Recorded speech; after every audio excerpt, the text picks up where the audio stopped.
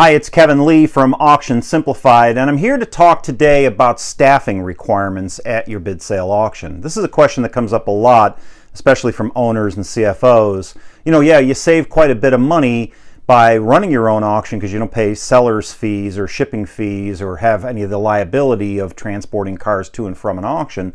But when you run your own, you also have some expenses, especially people expenses, right? Well, it really depends on size. So if you're a little dealership selling, let's say, 20 to 50 cars a month, your existing staff should be able to handle this thing pretty easily.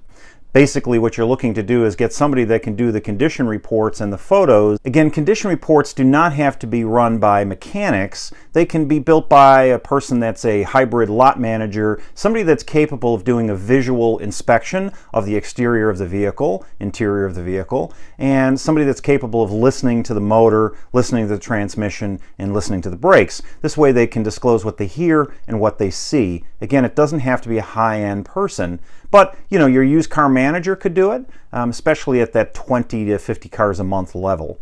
But one of the things most of our dealers do is they put somebody on staff called an auction manager or a block rep, depending on what title you want to give that person. So this person's job basically is to digitally market your wholesale inventory online. Great job for a person that you want to promote ever so slightly, maybe a future used car manager, somebody that's looking like they have some potential. If you give that person this kind of task, the task of running your bid sale auction, you'll be surprised with the performance, because then you have your senior decision maker, which is your used car manager, used car director, wholesale director, one of those people, responsible for closing out the auction at the end. So your used car manager's responsibility is about an hour, and your auction manager or block rep is responsible for the rest. That's a great way to go, especially between 50 and 100 cars a month. Now, when you get to a higher end dealer group, let's say that's doing 100 a week, you're going to need a lot more people, but not as many as you think. Again, you need a person that's responsible for loading those vehicles online. Now, if a person can do one car every 5 to 8 minutes, let's say, and it's 100 cars a week, so long as those cars are coming in a constant flow, one or two people can handle that. The problem is the cars come in clusters, and it becomes quite a task when that happens. So what we recommend is that person loads those cars as they arrive, and there's no waiting. The minute the car arrives, they're getting added to your bid sale auction. So 100 cars a week may require a person and a half to do that, or two pretty solid 32-hour part-timers. You'll also need a person that's going to be handling exclusively the phones and the money.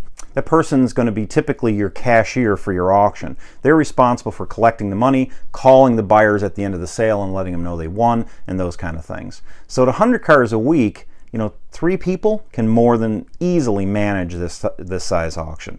So if you scale that up from there, depending on how big you are, if you're even bigger than that, we're probably talking about a few more people. But again, the savings can be in the millions if you do it right.